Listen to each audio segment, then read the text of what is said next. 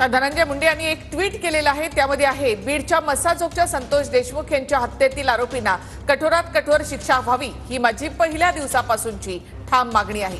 काल समोर आलेले फोटो पाहून तर मन अत्यंत व्यथित झालं।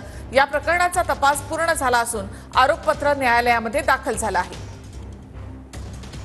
तसंच न्यायालयीन चौकशीही प्रस्तावित आहे। माझ्या सतत विवेक बुद्धीला स्मरून आणि मागील काही दिवसांपासून माझी प्रकृती ठीक नसल्याने पुढील काही दिवस उपचार घेण्याचा सल्ला डॉक्टरांनी दिलाय।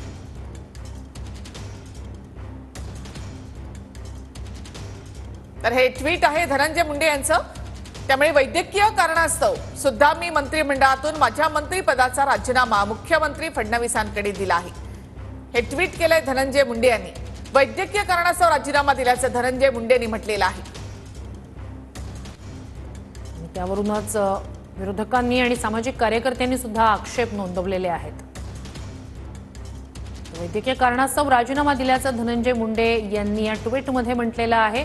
दुसरीकडे अजित पवार यांनी मात्र नैतिकतेच्या मुद्द्यावर मुंडेंनी राजीनामा दिल्याचं म्हटलेलं होतं आणि यावरूनच वाद निर्माण झालाय। विरोधकांनी सवाल केलाय।